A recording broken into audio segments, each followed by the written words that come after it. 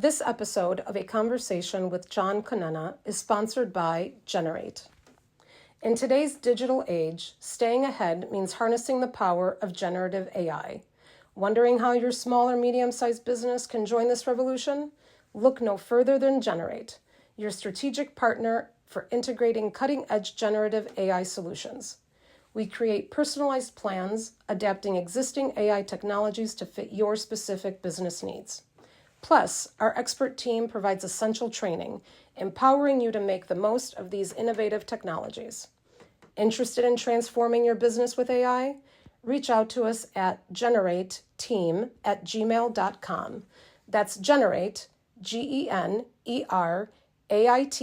team@gmail.com. And now, on with the episode. Good morning and welcome to another edition of A Conversation with John Conenna. Today we go down a different path, a path that left me a first impression for the rest of my life. It was 1969 and the Chicago Cubs had a 9.5 game lead on a day where Kenny Holtzman had a no-hit the Atlanta Braves, and I had turned to a friend and said, no one's going to catch him. Not if Holtzman's throwing a no-hitter against Henry Aaron and guys like Rico Cardi. But my guest today is one of those miracle New York Mets. It's the one and only Art Shamsky. Art played on that 69 team. I think he was with the Mets from 69 to actually 68 to 72. And he's been gracious here to come on the show today. Art has written a couple of books. One of them I did purchase, and it's called After the Miracle, which we'll talk about in 69, After the Miracle. And that's with the other author, Eric Sherman. And I know the other book that Art wrote was The Magnificent Seasons, when, of course, those famous Knick teams and Jets and Mets were just lining them up for trophies. Art, I truly appreciate you coming on, and what is going on with you, young man, these days? Hey, John, thank you for having me on. It's great to talk to you. I know you were back in those days. You were a Cubs fan, and it was a tough year for the Cubs. They were 9 games ahead of us, almost to the middle of August, and we became unbeatable. And I'm not so sure it was them kind of blowing the lead as much as us just coming on so strong. I think you can look back and try to analyze what happened to the Cubs. They had such a great lineup, and I think that the thing that I remember about that team is that they played everybody every day, whereas we as a team, Gil Hodges, our manager, platooned in 5 positions. They got everybody involved, and I don't think we got worn down as much as the Cubs did. That back in those days, it was all day games at Wrigley Field. And I think that really took its toll on them. And the other thing that I think people forget, while the Cubs had a really good pitching with Fergie Jenkins and Bill Hands and my good buddy Kenny Holtzman, I don't think they were up to the par of our team with Tom Seaver, Jerry Kuzman, Nolan Ryan, Gary Gentry, Tug McGraw. So I mean that you could talk about that all day, right, and people would argue back and forth. But I think our pitching kind of came through, and it was. But we had great games against the Cubs. I remember the almost perfect game with Tom. Oh, Seaver. yeah, we'll get into that a little bit too. All right. Well, I'll let you take the lead. Yeah, no. Art, I got to ask you. Years later, and I'll go back to 69 toward the end of this. Years later, as me, the outsider looking in, the fan, when you go to break it down, you really just perfectly broke it down, because when you look at that in 69, you're like, how did this happen? But when you go back and look man for man, the New York Mets, bench-wise, and were stronger. And of course, I felt that Gil Hodges totally outmanaged Leo DeRocher without question. Well, I think, John, I would tend to agree with you. I mean, if you look at the Cubs lineup, all the way down the lineup, but they had such a great team. And I just think that was the thing that I mentioned earlier, is that I think they got a little worn down. You had Ernie at first base, and Beckert and Kessinger and Santo and Randy Hundley and Jimmy Hickman and I forget the rest of the guys. But guys, they had a really good team. But I'm not sure that they had the bench and got everybody involved like Gil Hodges did. And I think a lot of people forget how great a manager Gil Hodges was in our regard. He had this ability to get everybody involved, and I think that was really the true legacy, or that is the true legacy of the team, because you know, when you mention that team, it's just not about Tom Seaver and Jerry Kuzma and No, Cleon Jones and the rest of the guys, but it's also about Kenny Boswell and Buddy Harrelson and Eddie Kranepool and Wayne Garrett and Jerry sure. Grody, you know, a number of guys and everybody. I think when you talk about that team, you mention names everybody remembers, at least here in the Northeast, because Oh, yeah. everybody contributed something to the success of that team. And I think that was a true legacy of the team. And Gil, you know, he managed by feel. I don't, you know, he was one of these managers that he didn't need a printout of stats. He had his feeling about the game. He had it was all up always, here. exactly. He Yeah. was always an inning or two ahead. But I think the main thing was he got everybody involved, and you had to be ready. I mean, you just never knew when you were going to play, and I think he got the most out of everybody, and that's a real tribute to him as a manager. I got to ask you, I'll go back a little bit with you because I do want to retouch on that. Of course, you come up with the Cincinnati Reds. And of course, you come up with a gentleman that's always in the news. Of course, it's our friend Pete Rose. Of course, Pete, as you know, was the dominant player. But you get noticed pretty right away. I mean, you get noticed right away. Coming out of that, what was that league in New York? Out of the Penn League. I'm sorry, say that again, John. You were noticed right away. I think you played in the New York Penn League at one time. Yeah, oh yeah. Pete and I started. He came in June, way back in 1960. Was the Reds Class D team. Back in those days, they had the minor leagues. All they went to Class D. Tony Perez was on that team too. Wow. And all three of us, if you looked at it, if you weighed all three of us together, we probably didn't weigh, I don't know, 300 pounds, 350 pounds. We were so bad as a team, we got the manager fired in the middle of the year. And what people don't know about Pete is that he ended up playing 2 years in Class D, the lowest classification. They sent him to Tampa, Florida the next year. And Tony played another year in Class D at Geneva. And then we were together a couple years in the minors before he went to the big leagues in '63 with Rose did. And so I would say that all three of us weren't prospects. And all of a sudden, when we were together in 1962, I went to Topeka, Kansas the next year. They kept both of those guys in Class D. And who knew what would happen? But when we were together, you know, Pete somehow transformed his game. And in '62, we were together in Macon, Georgia, in Class A Sally League. And he was a completely different ball player. He had transformed himself into a pretty good hitter, switch hitter, worked on his fielding. And then the next year in '63, they took him to spring training and in the big leagues and wasn't on the major league roster, made the team. Got known as Charlie Hustle. Charlie Hustle. The year in '63, and then the rest is history. But if you would have saw him in 1960, you would have said, "There's no way that he's even going to get higher than Class D." And he wasn't going to be this dominant player. You're saying he was not going to be this versatile player playing right field, second base, third base, first base. No way. Well, if you look at his records in the National League and as a switch hitter, I mean, they're just unbelievable. And you know, he's made some personal mistakes over the years. We know that. And if you know, if he would have come clean about what he did in terms of gambling, not only would he be a manager or an owner of a big league team, he'd still be in the game. Sure. What's interesting about that, John, is that when I go out and speak, and I do a lot of speaking engagements, people always ask me the standard question: who was the toughest pitcher? Don't you wish you were playing now? Should Pete Rose be in the Hall of Fame? How's it feel to have a dog named after you and everybody loves Raymond? The show that I get plenty of notoriety about. And what's interesting, about 20 years ago, that needle on Pete making it to the Hall of Fame, more people did not want him to be in because of what had transpired. And I've noticed in the last 15 and 20 years that needle has gone the other way. More people want him in now because for obvious reason, the Hall of Fame has kind of lessens its standards a little bit, I think, in terms of players getting in. And of course, now gambling is very big in sports. And so I don't know what's going to happen. I don't think, at least in my lifetime and in Pete's lifetime, I don't think you'll see him in the Hall of Fame. Yeah. Maybe something after he's gone. But it's a shame because, again, if you look at his records and what he contributed to the game, but what's interesting about this whole thing, John, is that the small percentage of people who don't want him in, 99 and 9/10% of them wish that everybody played the game like he did, which is a sad state of affairs. Because when we talk about Pete, it's really about how he played the game, his hustle, his go hard every day kind of thing.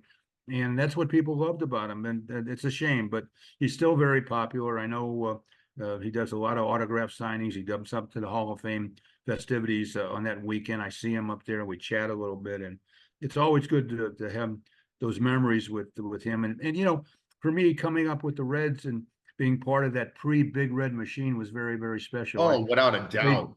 I played with a lot of guys who turned out to be great ball players, and the Reds at that time were a great, terrific organization in developing players. But I spent 8 years in that. You played with Veda. You played with Veda Pinson, all those guys. I played with Veda and Frank Robinson, Johnny Robinson, Bench, Lee May. Lee May, I yeah. wasn't there when Joe Morgan came over, but Tommy Helms was there. Tommy Helms, Tommy Harper. Yeah, I played with all those guys, and then played against them. You know, what's interesting, John. I going back to that question that people asking me, don't you wish you were playing now, making all the money? My first response is, what are you, crazy? Of course, but the reality of it is that I played in an era that I think had the greatest conglomerate of players in the history of the game in the 60s and 70s. And for me to play against those great players, Mays, Aaron Clemente, Darjo, McCovey, Koufax, Drysdale, Ferguson, Jenkins, Santo, Ernie Banks. I mean, the list goes on and on and on. And then I played, you know, with Frank Robinson when he was at Cincinnati. And then of course I played with Tom Seaver and in New York. And so I had the best of both worlds. I played against these great players. And for me, I don't think I would trade it for anything. I would love to see that. I don't mind watching our old games. Sometimes I'll YouTube it, and my wife comes in the room and she says, "Did the outcome change?" No, the outcome didn't change. No, but I still like watching. Yeah, I gotta ask you the question. Yeah, you had a really solid career coming up. You know, like 65 to 68. You started to have a little bit of a back problem, I think, in the late 60s. But your life really changes where I feel like you became, you know, popular. You get to New York, and I feel like you were settled in. Is correct in saying that when you got absolutely. To the Mets? You know, when it's interesting, the general manager of the Reds when I was playing there was a gentleman named Bob Housem. And I had a bad back in 1966, actually 67, 66. I had a real good year. I had 20-something home runs and only 230 at bats. But when he called me to tell me about the trade, and it was really a very long story, but I'll make it short. He called and said, you know, we made a trade. And, you know, when the first time you get traded, it's always a shock. You're leaving guys that you spent 8 years with, and they're like the Roses and the Helms and Harpers and all those guys, and Bench and all those guys. And when he told me I was traded, I said, well, finally, I realized I needed to know where. And he said, well, we traded you to New York. Well, my first thought was, oh, Yankee Stadium, left-handed batter. I can pop him out of there breaking a bat. Yeah, the short porch. Yeah. And I said, who in the Yankees is going to give me a call? And he said, oh, no. It's not the Yankees. It's the other team. And I said, oh my God, Mets, the worst team in baseball. New York, wasn't crazy about. And, you know, and it turns out, you know, I got a call from Bing Devine, who was the general manager of the Mets, welcoming me, and then he ended up leaving and coming back to the Cardinals in St. Louis. But my initial shock of being traded to the Mets was what it was, shock. And 2 years later, we won the World Series. My life changed, and I've been in New York ever since. And so and look at all the things you've accomplished. I mean, you've been in real estate, you've written books, you've had a restaurant. I mean, just fantastic stuff. You know, I do want to kind of so you get settled in with the Mets, and I guess I will jump to 69 because I know your time is valuable today for both of us. But I got to tell you, that summer for me was one of the first summers where I really sat in, a 10-year-old boy, watching now this thing that these Chicago Cubs now were. It seemed like every day something great was going on. But the pit gets in my stomach on a night you're going to remember. The first pit gets in my stomach. It's July the 9th, 1969, and you brought it up here earlier. The imperfect game, but really it was a perfect game when Tom Seaver took the mound against our good friend Ken Holzman, who just passed away. And you guys just, it was just incredible. I saw a guy named Al Spangler get in the batter's box. Spangler on a black and white TV looked like he had just seen Bela Lugosi. I mean, what do you remember of that night? What I meant by the first pit in my stomach, I says, uh-oh. Something's going on in New York that we're not aware of, and it's that pitching staff. Well, first thing you got to remember is that we just had a great rivalry with the Cubs. Every game seemed like it was important. Every game at Shea was a sellout. Even in Wrigley Field, when it was all day games, it was big crowds, and the Cub fans started to hate us. And that was, I think, the beginning of them throwing in home runs that went into the bleachers, and they threw them Yes. back, and that was the beginning of it. And you could hear all the cat calls and batting practice and during the game, and it became a really big rivalry. And so those games that Seaver pitched against Fergie or Bill Hands or Kenny Holtzman, they were just terrific games. We were all so caught up in trying to be a little bit better because we had never won. We as the Mets had never won before, and the Cubs, of course, hadn't won in a long time. So it became a great rivalry, and it carried over from not only Shea all the way to Wrigley Field, and I just remember those games being so tight and so close and so well played. And when Seaver pitched, you knew you had a chance. When Seaver and Kuzman and Gentry pitched, you knew you had a chance to win the games. And so my memories are so vivid about how wonderful those games were and how entertaining they were for not only Met fans but Cub fans too. And the rivalry became something very, very big. And what's interesting, when I was playing against the Cubs, you ended up hating them because they were the rival and all this other stuff was going on. I got over there a little bit for a few weeks in '72 after 72, I remember. and I loved the guys. I became very good friends. I started liking you in 72. I went from really dislike to loving them, and I have great memories for that. I was just hoping that you were going to hang around with Pepitone. Yeah, well, what happened? Joe was on the team at the time, and he ended up leaving to go to Japan. And rumor has it that he set back our relations between Japan and the United States for a couple of years for the time he was over there. But it was great. And I became friends with Glenn Beckert and Santo, and Ernie was great. And oh yeah, and I really didn't get a chance much to get to know DeRocher. He was not well at the time. I think Pete Reiser was really kind of managing the team at the time. Yeah, yeah, and so. But just a few weeks I was there, I really loved it. And Chicago was just a wonderful city. It was. I was excited when you came, Art, because I think Hickman was having problems. We had just traded away Johnny Callison, who basically was pretty much done. So we needed an outfielder. So when I heard we were getting Shamsky, but let's go back to '69. When you saw the Cubs, and here you are, you're platooning with Ron Swoboda every day in right field. You were facing the righties, he was facing the lefties. And of course, he had Cleon and Tommy Agee in center, Cleon in left, and all those guys. Were you guys intimidated by this 9-game lead when it got to August? No, because we hadn't even started playing this great baseball. We started, I would say, around the second week in August. We started to really play the kind of baseball that we envisioned. Even though we came off a year, we finished 9th, a half game out of last place, and the year before, nobody thought we would even win. That was the first year of division play. Right. So we never thought we would even compete for a division, but you could see the signs were there, and Gil Hodges certainly encouraged us to be better. But I think right in the first part of August, we started to pick it up a little bit, and you could see right then that there was a possibility we could come in second maybe, which nobody even thought at that time. But now we're in the middle of August. All of a sudden, we have big series against the Cubs, the Cardinals, Pirates. Everything kind of fell into place. There wasn't interleague play back then. It was all National League Baseball. And so we just felt, after we won a big game or two, that we now can compete. And that was really the key.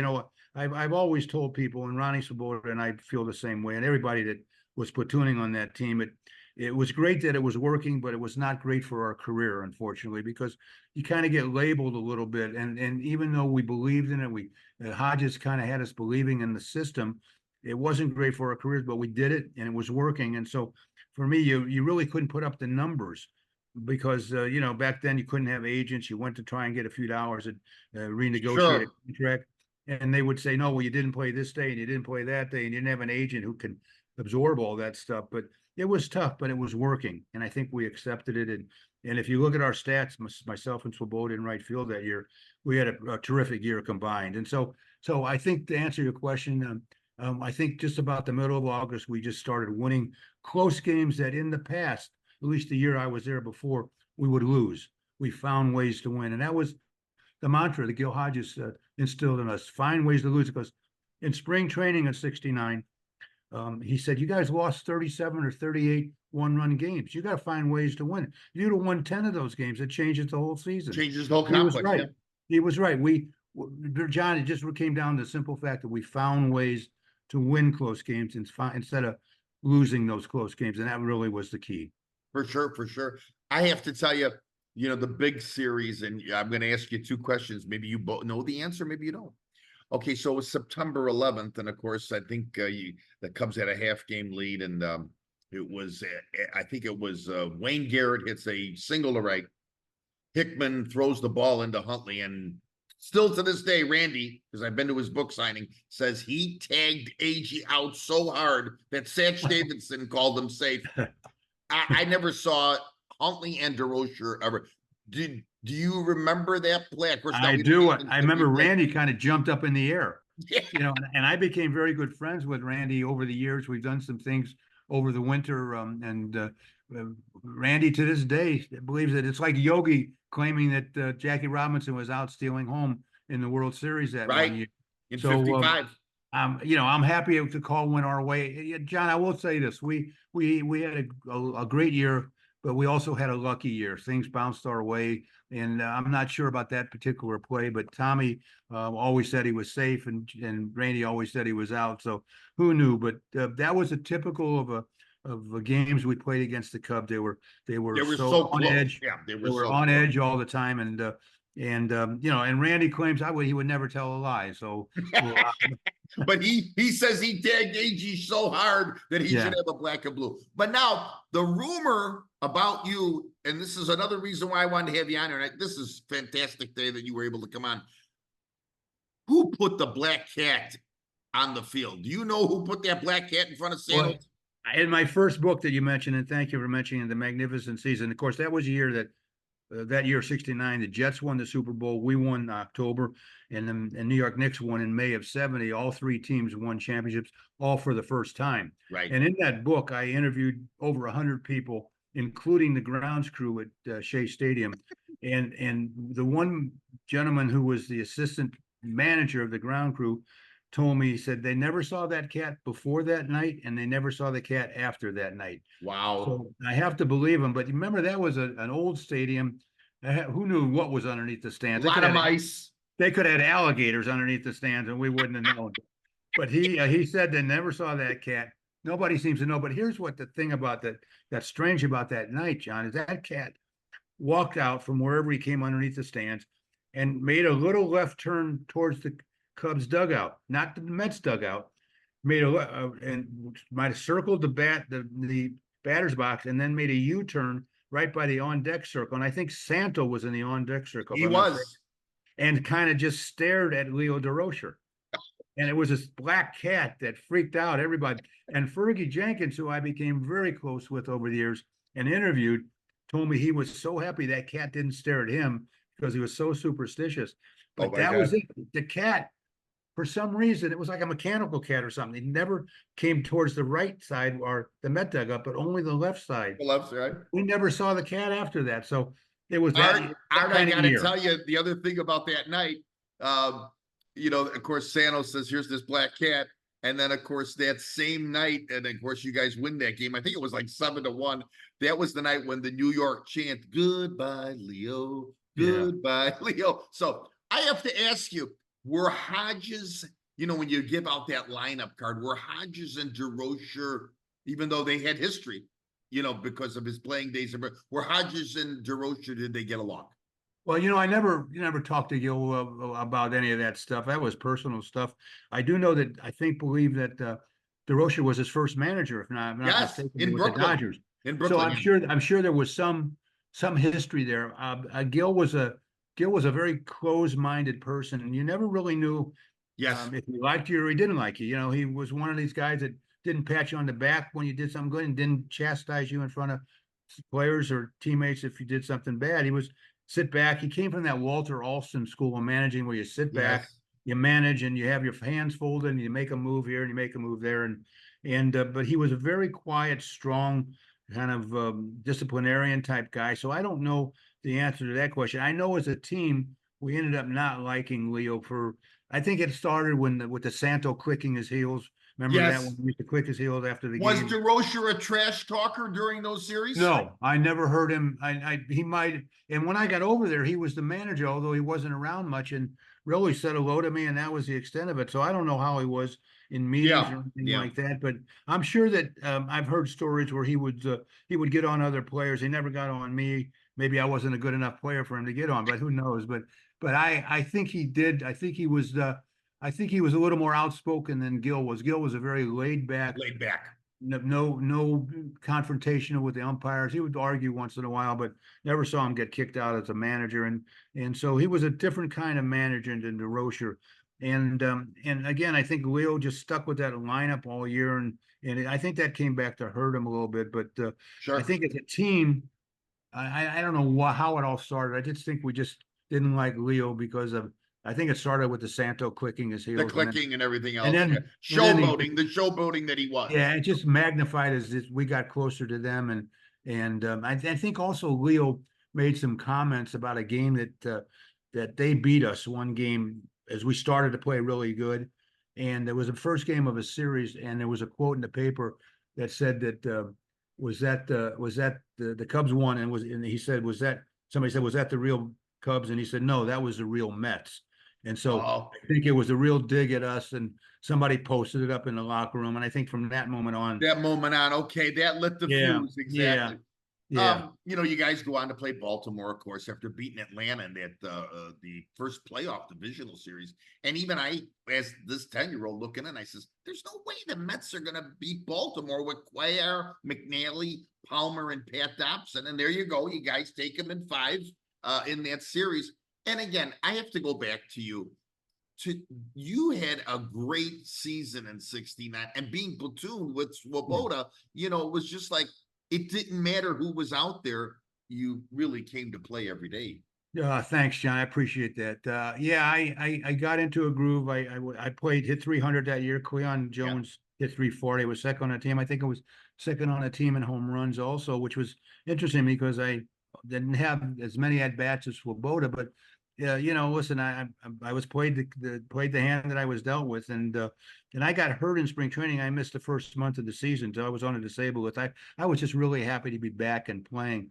And then when we got into the playoffs, as you said, Atlanta had a terrific team with Aaron and Rico Cardi, Orlando Cepeda, Filippo Lu. They Yeah. just didn't have the pitching that we had, and we swept them in 3. As a matter of fact, our pitching did not do well in that series. Seaver got hit hard, Kuzma got hit, Gentry got hit, and Aaron hit a home run every game. Aaron was such a great player. And then we went and played Baltimore, and everybody thought we were going to lose 4 in Oh a yeah. row. Well, you lose the first game to Baltimore. Well, I don't know if you noticed, I made the last out of the first game. Gil sent me up to pinch it off Mike Cuellar. I had a chance to be a hero and grounded out to second, Davey Johnson. It's interesting. I think about that at bat every day of my life. That could have been a hero, and I grounded out to second base. And then I played. I started a game 3, batting cleanup in game 3. Everybody thought we were going to lose 4 in a row initially. Then we lost the first game, and then everybody really jumped on that bandwagon and said they're going to lose 4 in a row. Incredible. It just And incredible. Kuzman pitched a great game on Sunday. We went back to New York 1-1. Everybody still thought we were going to lose the next 3 days. The third game in New York was Palmer against Gentry, and that's the game that Gentry pitched well. And then Gil had the presence of mind to bring in Nolan Ryan with the game on the line, who everybody was scratching their head, and he pitched great, and we won that game. Yeah. Then everybody still was thinking we're going to lose to them. Little did they know he was throwing 100 miles an hour. Yeah. And we ended up winning 4 in a row, winning the 4 in a row after we lost the first game. But John, my life changed that October 16th day in 1969. I'm still in New York because of it, and it was such a great year for all of us who were part of that team. Again, you had the 3 teams winning, and you have to put it in the backdrop of what was going on in the world with the war in Vietnam, and New York going under financially and socially and spiritually and financially. And it was just an incredible year for all of us. And, I tell people today, I really believe this. There's 2 teams in the history of the game that resonate with fans now for us 55 years. And the first one is the 27 Yankees with Ruth and Gehrig and all those great. That's almost 100 years. That'll be 100 years. 100 years in 2 years, in 3 years. Yeah. And people still talk, particularly in the New York City area, about the '69 Mets, and I think that's really a tribute to everybody who was part of that team. But I played 13 years, and nobody talks about the other 12. We had talked about it a little bit, in the minor leagues and everything, but really, it's all about 69. And for Cub fans and Chicago fans, I know it's tough to talk about, but stop and think about this. How bad was it for Baltimore fans? The Jets beat the Colts in the Super Bowl. We Sure. beat the Orioles in the World Series, and the Knicks beat the Baltimore Bullets Baltimore Bullets that year when in Wes the I think the Unseld and those guys. Yeah. quarterfinals. Yeah, Yeah. it was a tough year for Baltimore, but I know Chicago fans still I Oh, get people still talking about it. Art, I'm going to tell you this. Even though they won in 2016, the 1969 Chicago Cub team is the most famous second place team in history, I can being see that. 92 and 70 and still being 8 games behind your world champion New York Mets. Yeah, We it got was a about great 4 team. minutes left here, Art, and I want to just say something to our audience. We are visiting with Art Shamsky today. Art, of course, member of the 1969 New York Mets, who played also for the Cincinnati Reds. He also played for the Chicago Cubs. He played for the St. Louis Cardinals. And of course, he ended up with the Oakland A's. I did not like Art in 1969, but I liked him for the 26 games he played in 1972. The book that I think a lot of people that came out in 2019 is Art Shamsky and Eric Sherman, After the Miracle, the lasting brotherhood of that great summer of the 69 Mets. And I want to tell everybody that it is a New York bestseller. Art, we're going to play a game of 5 questions, and then I'm going to let you go because your time is valuable. But here John, we go. if I could just mention, if people are interested in contacting me, I have a great website, artshamsky.com. You can go there. I have a store page which has some great memorabilia. They can contact me if they're interested in a personal appearance. I just wanted to get that in real quick. But no, Art, anything, yeah. Go to ahead. the Art Shamsky page. It's fantastic. A lot of great memories. And even though I'm this Chicago guy, I always wanted to talk to you. You're a great baseball player for so many years. All right, Art, 5 questions. Who was that early mentor besides maybe your parents that you still talk about to this day that you said, wow, that guy or that lady, somebody Well, showed I you? grew up in St. Louis, John, and my hero was Stan the Man Musial. Oh, what a player. I couldn't go to sleep at night when I was a kid till his last at bat or the Cardinals game was over. I got a chance to meet him. Didn't get a chance to play against him. He retired in '63. But I lived and died with Stan the Man Musial. I'm one of the great players in the history of the game. So I would say that I even hold the bat perpendicular, and my stance was copied after Stan the Man. After Musial. Yeah, so I'd have to say he would be the one. What a great player. What a great, legendary St. Louis Cardinal. Art, second question. What is the Art Shamsky favorite movie of all time that he could watch 200 times and not get bored? There's so many movies that I enjoyed as a kid. Give me one or two, Art. Give me I'm one or sorry? two. Give me one or two. Well, I like Stagecoach with John Wayne. Come on. Okay. Okay. I'm an It's old a classic. And I liked The Natural with with Robert Redford. Redford. It was a little far-fetched, but it was a great baseball movie. And Basic Instinct, I think I like too. Well, okay, we're not going to go on certain parts of that, but I like it too. Who is maybe one or two, or I'll give you 3. Who's the toughest pitcher you ever faced? Well, my first thought is Juan Marichal, only because I couldn't see the ball, particularly in Candlestick Park, which was the worst place to play baseball. He would kick that leg up way high and turn his back. I just couldn't see the ball. But back in those days, John, there were so many great pitchers. If you went to St. Louis and went to the West Coast, you'd get Carlton, and you get Gibson, and you go to LA and you get Koufax, Drysdale, Sutton, and Osteen, and they go to San Francisco and you get Marichal and Perry and Mike McCormick, who was winning Cy Young Awards. The big lefty, yeah. Carlton was very tough. Marichal was the toughest for me because I just couldn't see the ball. And then I learned to be more patient. And I think the good thing about it is I played against really good pitchers in the minor leagues who went on to have great careers in the big leagues. So facing them in the minors kind of got me ready for the big leagues. What's the favorite all-time Art Shamsky meal if it was from his mom or a restaurant? What's your go-to meal, Art? Well, when I was growing up, I was strictly meat and potatoes, and I was out playing ball so much with my friends that my mom really never cooked right then when I was there. We were out till on days like this in the summer when it didn't get dark till 8:30, 9 o'clock. Yeah. She'd have food in the refrigerator, and I just have to warm it up. But I was basically meat and potatoes. And then when I started playing in the minor leagues, I learned, hey, there's vegetables out there. I got to eat some vegetables. And while I wasn't crazy about it, I knew it was important. And so for me, I just would say meat and potatoes. That's great. All right. I got the fifth question, then I got a part B that I think you're going to like, just a small part B. What is your greatest moment for you in your career that you remember? Like, you get up in the morning, you're just walking down the street, you're Well, with those are great questions, John. The two things I know you know this, but I hit 4 home runs in a row one time in Yes, Cincinnati, and the bat is in the Hall of Fame for that. I'm the only player in baseball history to hit 4 three in a game. consecutive times. I hit 3 in a game on a Friday night and wasn't in the starting lineup, and 2 of them were an extra inning. It's so bizarre that Wow. 4 home runs in a row, and the fourth one was pinch hitting. It would take me about 45 minutes to describe my frustration of hitting 3 in a game and not starting the next day, then hitting a fourth one and not starting the day after that. But Who were the 4 home? do you remember who the pitchers were? I do. Al McBean. This was against the Pirates. Al McBean, Billy O'Dell, Elroy Face, Elroy. and the fourth one was off. Oh my gosh, why can't I think of the fourth one? Vernon Law. Vernon Law, another great. Yeah. I mean, Face So I hit and 4 Law. I in a don't row, and remember then the and other the second thing you asked me about too. Elroy Face and Vernon Law, And not too shabby, Mr. Shamsky. All right. Yeah, and we lost both those games, John. And finally, the last thing I remember is that, and you spoke about it, that at bat in the World Series, standing on the on deck circle, thinking about pinch hitting in Game 1, making the last out. But before that all happened, how my life kind of went in front of me for about 30 seconds, thinking about all the times that my friends and I rode bikes to the park and practice, and all the minor league days when buses and station wagons and all those Beautiful. those great times to get to this moment in my life where you play in the World Series, every kid's dream. And I think those two things are really the beautiful. Art, thank you for bringing it up to a guy that has loved sports his whole life, always played on the amateur level. That was beautiful. 2 things. You brought up something this week. I saw it before we even talked. And of course, this gentleman that I truly admired.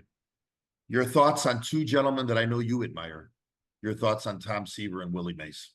Well, Tom was not only a great teammate, but a friend. And I got a chance to play against him in 1967 where he first came up. And I'll tell you a very brief story. Sure. Tom. I hit a pinch hit against him on a game at Shea Stadium with the Mets. That was 2 outs in the 9th, and he was on his way to become rookie pitcher of the year, I think, in that year. Yes, he did. And I hit a 3-run home run. He was winning the game 7-0. I hit a 3-run pinch hit home run, and it was a meaningless home run because he won the game. But he was pitching a shutout, and then I got traded over that winter to the Mets and was going around to players saying hello and introducing myself. And I went up to him and I said, "Tom, it's Art Shamsky." He says, "I know who you are." And I remember that day in June. We can talk about it right now, but we'll never talk about it again, and we never did. But John, he was a great pitcher. One of these guys that every time he went out on the mound, you expected him to win a game. And I think baseball will show that over history that he's one of the greatest pitchers ever. Those games that he pitched against Fergie and Marichal and Koufax and Gibson, and all those games are very vivid in my mind. If you could see the hair on my arms, goosebumps. Yeah, and the second one, Mays, to me, was the greatest in that era. I was very lucky to play in that era of, say, 64 through 73, when they had these great players like Mays, Aaron Clemente, Stargell, McCovey, Santo, Banks. I mean, Frank Robinson, Rose, Ben. I mean, you can go down the list. I left off a bunch of them, but Mays was the best of them all. And for me to be on the same field with him and share those moments, to me, was very sad. And I tweeted out yesterday and on Facebook also that he it was an honor for me to be on the field, and even though he was a competitor, but I was very lucky to play against these great players. And for me, those are vivid memories. Thank you for bringing that up. Yeah. Well, I would like to say one thing, and I'm going to let you go. Art, I don't know how to thank you, because my whole life, it's that first impression that left a everlasting thing. And I still to this day remember you with those Mets. And of course, when you came over here to Chicago, I truly want to thank you for coming on this podcast today. It's one of the more emotional ones for me, but I hope we can do this. I hope there's a part 2 that we can do. You did a great job. Thank you so much. Thank you. Everyone will get this out on YouTube and Spotify in the coming days. Our guest today was Art Shamsky. And again, don't forget, purchase this book. It's a book well worth purchasing. After the Miracle Art talks about that miracle season, and I really thank this gentleman today. Good day, everyone. On sale now at Amazon.com and Barnes & Noble stores. The Twins, A Journey of a Lifetime. The brothers and authors Tony and Carl Ruzicka take us through a journey of Chicago sports history and their memories of a bygone era. Purchase your copy today.